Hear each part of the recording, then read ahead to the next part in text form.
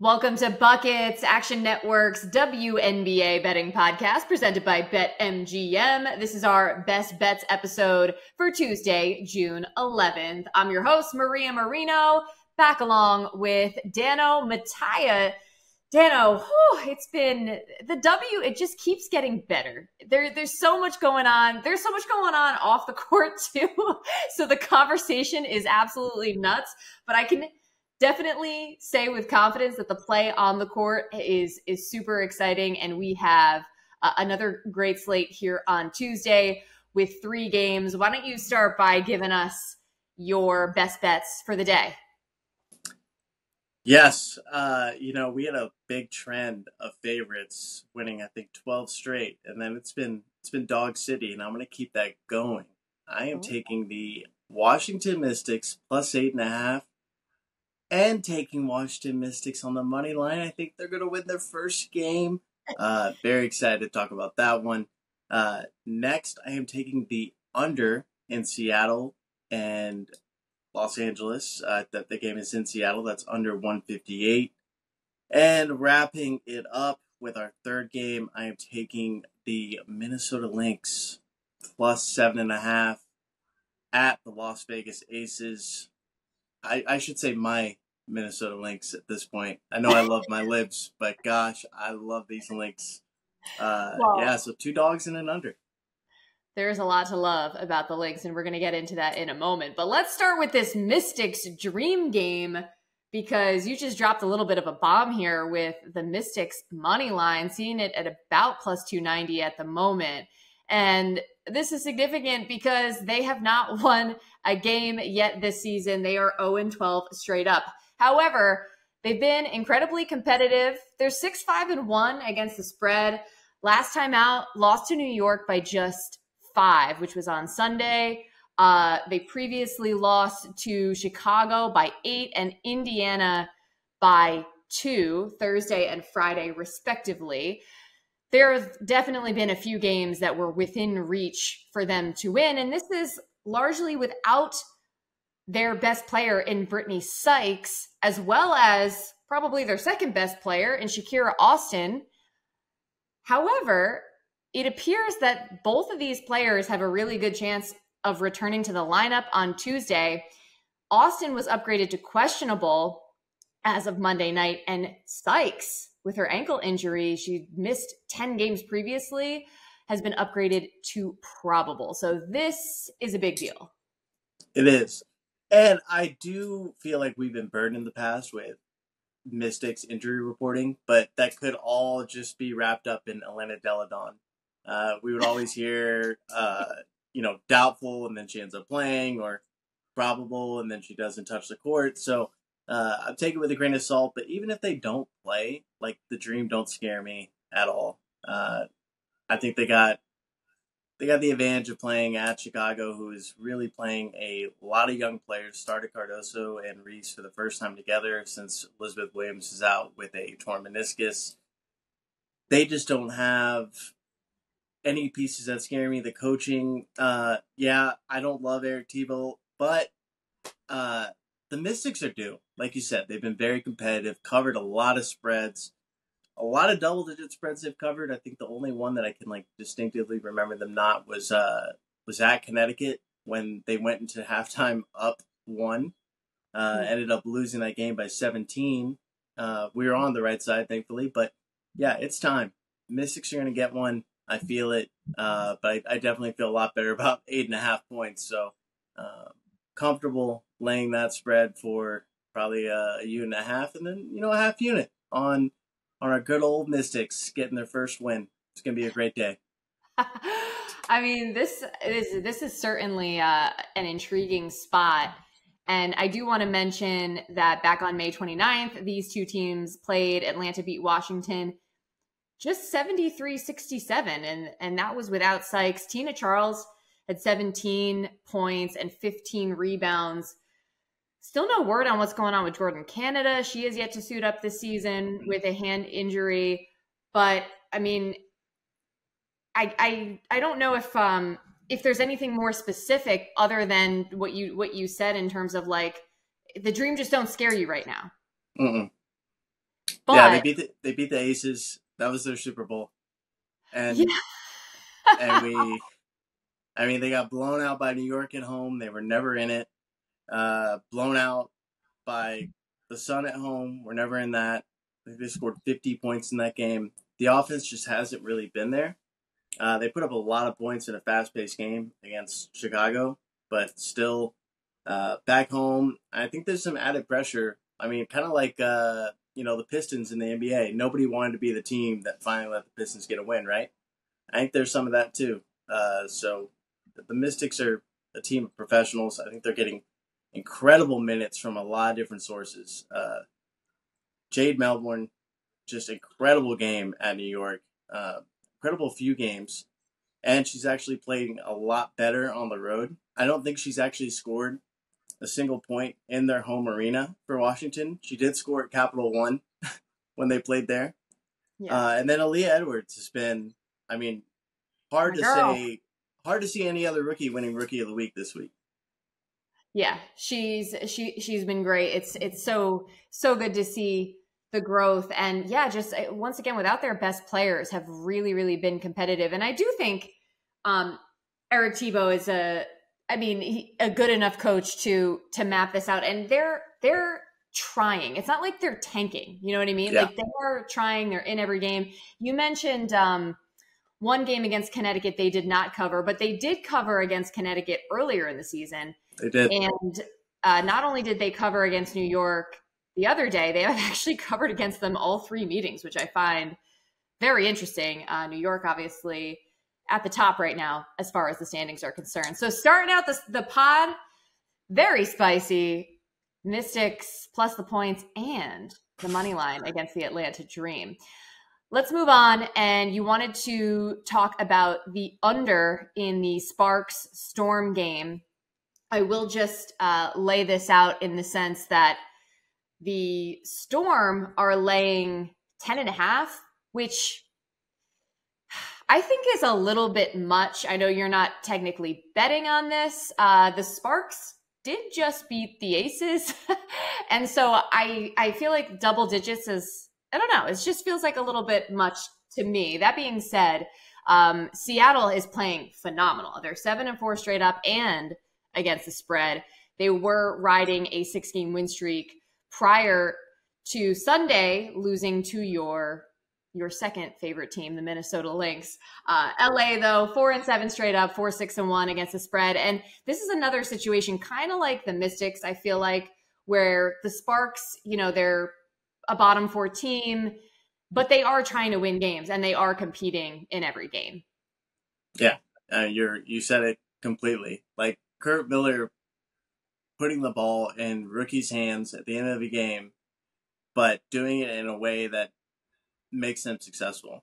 Rickea Jackson had a mismatch with Kate Martin, and they exposed that countless times down the stretch because they could have easily lost the game. They had a 9-point lead going into the fourth quarter and ended up being down 4. And I think Rickea and Ray Burrell, coming off the bench, who hadn't played the entire game, hits back-to-back threes.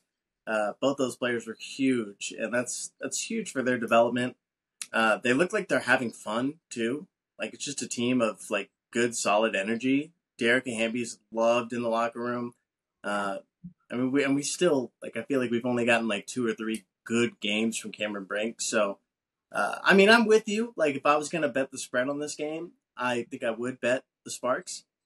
But I do worry about a huge letdown spot because you're knocking off the 2-time defending champs. They're going to be riding high and happy, and you're getting a team off a really big loss. So, and it makes sense to say they're both still alive for the Commissioner's Cup, so it still does matter. Yeah, but I do hear you, and that's ultimately why I will probably stay away from the spread as well. Just like you said, not only the letdown spot, but the Storm also coming off a loss. So like that combination, we have to remember too that there was extra motivation. There has been extra motivation for Dearica Hamby and the Sparks against the Aces. I'm happy for Dearica because she played great in the first meeting against the Aces, which was a very close game. They did not win, but does get the win The second time around, 18 points and 10 rebounds for Dearica Hamby. So yeah, gotta say, I'm a little happy for her. But why don't you just give us the breakdown of why you like the under?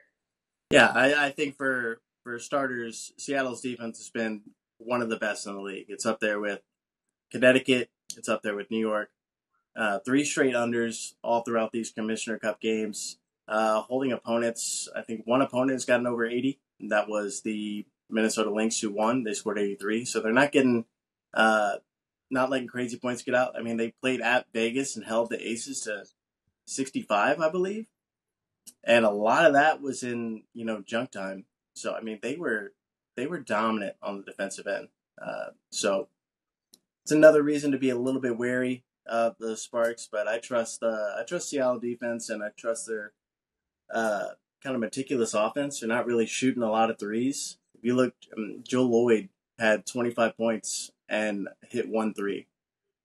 So they're really getting a lot of shots from 2. So that's simple math, taking the number down a bit. I like this down to 155.5. Very nice. And a good reminder too about the Commissioner's Cup. For those who might not be familiar, it's a little different this year than it was last year. This year, it's basically, we're getting it out of the way before the Olympic break. So that's going to be June 25th, I'm pretty sure.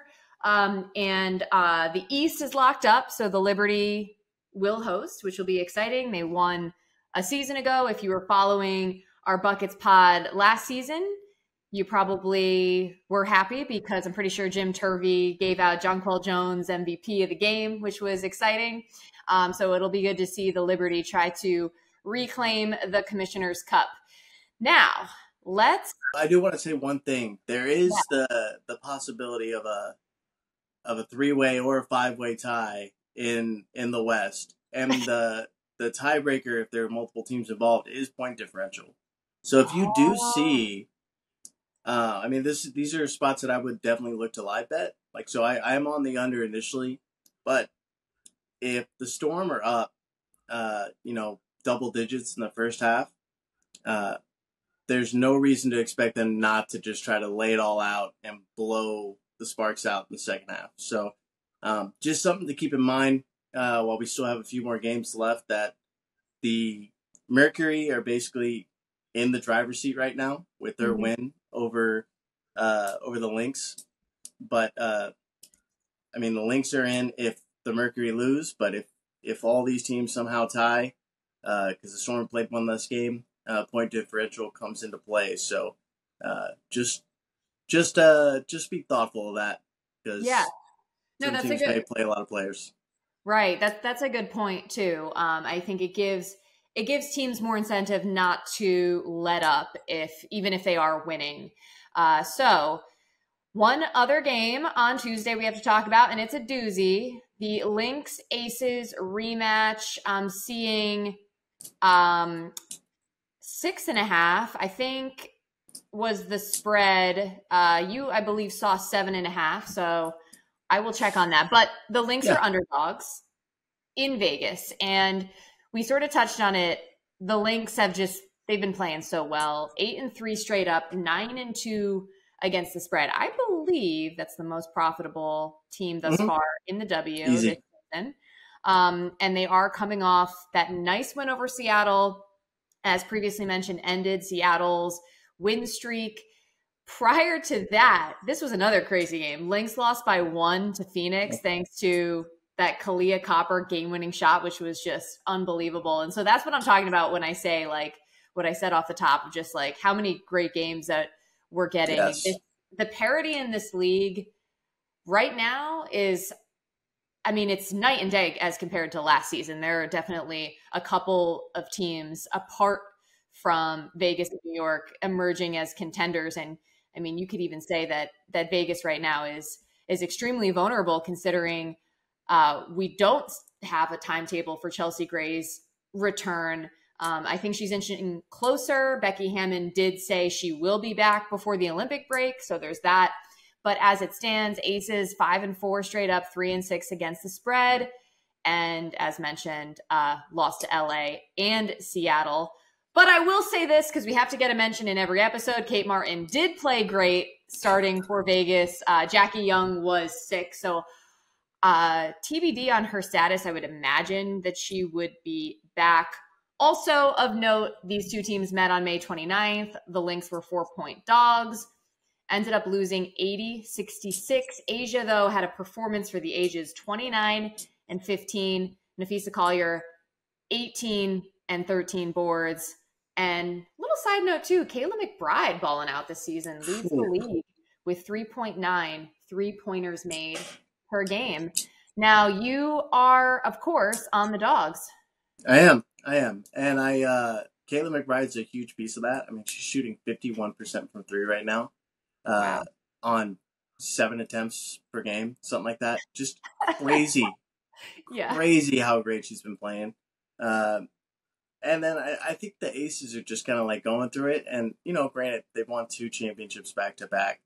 I'm sure some people are tired. Jackie Young got some rest, was sick. We had heard she was sick against the Wings, but she still played in that game. Came out, probably her worst performance of her career against Seattle. So it was probably good for her to get some rest. But even with her, I still make this line closer to 6. I think I'd play it right now at, like, some books I see 7, 7.5. So I'd still play it. And why not sprinkle? I think the Lynx have something special. If I'm the Liberty, I don't want to see them at all in the Commissioner's Cup. Because, I mean, they're just a team that definitely plays so different. They score at all levels, inside, mid-range, and 3. A lot of vets. I will say Courtney Williams hasn't even been playing that great, but getting great minutes out of Dorka, Alana Smith, and of course you have the MVP candidate, Napheesa Collier. So I hate fading the Aces, but I'm done it like 3 games in a row now, so I guess I have to continue. Right. I mean, I get it, and I think that the Lynx probably recognize this as a spot where they have to take advantage of an Aces team that is hurting and is not at full strength. And they did already meet them, and there are going to be adjustments made. I guess my only concern is the Aces off a loss thing, but at the same time, they're just not at full strength. Yeah. Yeah, I mean, we saw them get up 14-0 against the Sparks. I thought my moneyline bets were dead. I mean, then the Sparks kind of stormed back and led almost wire to wire from the second half on. So Yeah. I mean, Asia and Kelsey are playing close to 38 minutes a game lately. Like, that's not great for what the season-long success we've seen them have. We're used to seeing them play 30 to 35 minutes at most. But these games stay close. That's what we're going to see a lot more, and makes you a little bit worried about the Aces' future. I mean, I did see at least one prop bet today that was a Asia Wilson MVP, yes or no, and the no is plus 125, I believe. Yeah, that's tempting. I mean, so think about it like this: if let's say the Lynx do pull off a win here, that puts the Aces at what, 5-5, 5-6. Like, I don't see them being a top 4 seed. Right. Like, I mean, granted, who knows when Chelsea Gray's getting back? If she's playing in the Olympics, like we've heard, I don't believe she's going to come back before the Olympic break. Why would you do that? Risk injury? Yeah, I mean, maybe that's an interesting point. Maybe I don't know. Ramp up a little bit. But it's something that's on my mind. I want to get your thoughts on it real quick. I am in agreement with you. In fact, I said I was on ESPN Radio over the weekend, and I said I do think that even though Asia has clearly been playing like the best player in the league, which she is, I think winning matters. And I think if you see another one of these teams, in particular, as I've been saying, Minnesota or Connecticut, getting that, top 2 or 3 seed. Yeah. And there's always New York. I'm not expecting New York to have an MVP candidate unless Jonquel Jones just completely continues to dominate. 150 to 1, by the way. Interesting. But yeah, I think that voters will have a dilemma there if they they want to give Asia the MVP, but the Aces aren't one of the best teams. So I'm totally with you. I still think the race is open, and I still think that standings matter. And some people are of the mind like, okay, other players would have to do something totally like remarkable and incredible to sort of surpass the standing that Asia is in right now, which is probably fair, but I still think winning matters. I love it. I'm gonna take the train over to Jersey and put a little bit of coin down on it. You know what? I mean, I took the Aces under at the beginning of the year, right? Like, let's just keep let's just give you a moment. First of all, let's actually take a quick moment, because not only did we say, you said Aces and under, you and Jim both were on the under, which was, I think, 32.5 at the time. Crazy. We also liked the Lynx over and the Lynx to make playoffs. That is looking good so far. So we still got time, but so far so good with at least a couple of these. But who would you be willing to bet then at the moment that's not Asia? I think the three are B, AT, because I think AT probably will have some like voters remorse from last year, how close she was getting it. I mean, that's probably the strongest case, especially if they finish the top 2 seed. And then I think like you take a flyer on Jonquil and you just hope that Stewie kind of stays like, a couple really big games, but kind of just stays kind of consistently where she's at. And then if Jonquil plays like the way she's been playing, it's hard to ignore that for MVP. She's been fantastic. She has been great. She's had a couple of games where she's gotten a little bit of foul trouble.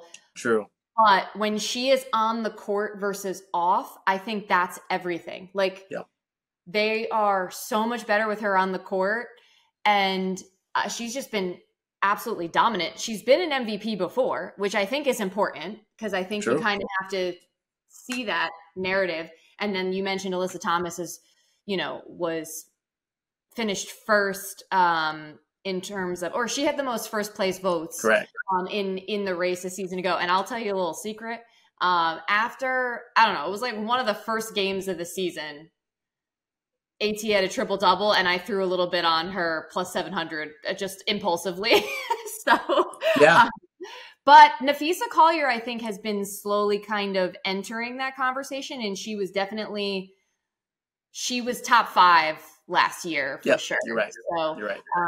I think if the Lynx continue to exceed expectations and she's the catalyst, I could absolutely see her getting votes. So very exciting times. Okay. Sorry to bombard with MVP talk. I can't believe a yes no for an MVP is like with one player. It blows my mind. Look how far we've come. I think that's super interesting. Definitely got to take a hard look at that, and especially considering like the juice isn't that crazy on the no side of things. All right. So just to recap, Daniel likes the Mystics both plus the points and on the money line, likes the Lynx plus the points, likes the under in the Sparks Storm game. Thanks, everyone, for listening to Buckets presented by BetMGM. We're going to be back Friday, as per usual, with more best bets. Dano Mattia, thanks as always for joining us. We'll see you again soon. Let's get buckets.